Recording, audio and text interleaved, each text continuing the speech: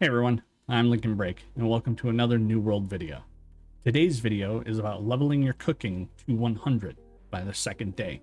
When it comes to cooking, or any skill for that matter, you always want to be ahead of the current available stations. So when a station is upgraded, you're already making the next tier items while everyone else is trying to level up to make them. That being said, let's kick this pig. So how do we level cooking up? It's one of the simplest explanations and seems too good to be true. The answer?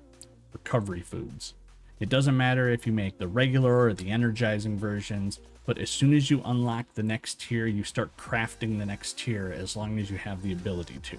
So when it comes to the recipes, to go from level 1 to 50, you want to make travel rations. To get to level 50, you do need 3,450 experience. So at 24 experience for each craft, you're going to need to make 144 of them. And then the next recipe is for the light meal. So from levels 51 to 100, you will need a total of 28,270 experience.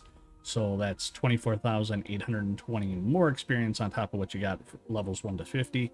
At 90 experience each, you are going to make 276 of them. Recovery foods give you the most amount of experience per item needed for crafting than any other recipe. Travel rations give you 12 experience per item. Light meal is 30 experience per item used in the craft. Many other recipes need 4 items, and usually one of those items is another crafted item, making the experience per item used even lower. Not to mention, the time needed to gather those specific items increases, and the amount you can craft is very limited. So for example, travel rations are tier 2, so you will need a tier 2 food item and 1 raw food.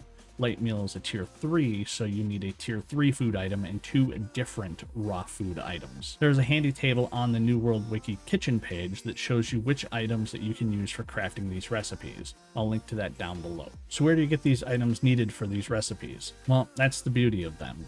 The food is everywhere, and you can use so many different foods.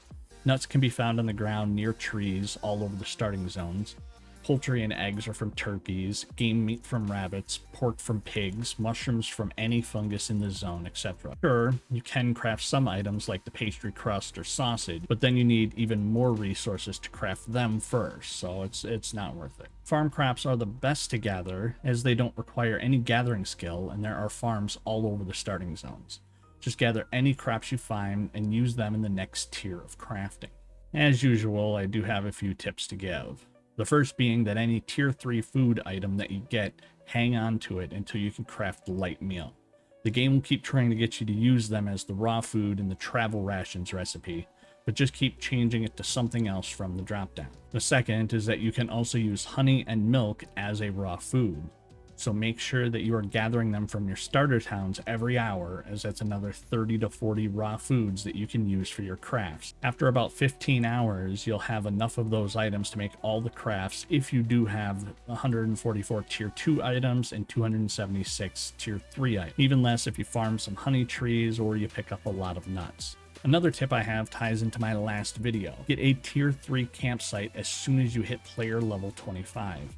Check out that video to see how. It's linked in the card above and in the description down below. You can craft your tier 3 light meal at the campsite while everyone else is waiting for the controlling company to upgrade the kitchen. You can see in the clip behind me, I crafted a total of 147 tier 3 light meals as soon as I acquired my tier 3 campsite, using nuts and honey as the raw foods.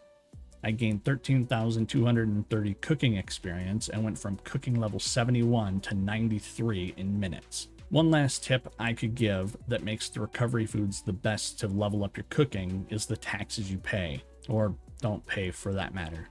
Regardless if you craft them in your campsite or at the kitchen, recovery foods don't have any taxes on them. So you can craft hundreds of them and never pay anything in crafting fees. But if you do sell them at the trade post, you will have to pay fees on that just like it's any other item. And with that, that's it for this video. I hope you learned something new from it. Let me know in the comments below anything that you've learned, anything I missed, or any other topic you'd like me to break down to help you min-max your gameplay. I stream on Twitch at twitch.tv/LincolnBreak, and I post a New World video every Monday right here on YouTube. Be sure to like and subscribe to be notified when I post new videos. You don't want to miss them, as they're always chock full of random knowledge. With that, I'll catch you next week, and I'll see you in a tournament.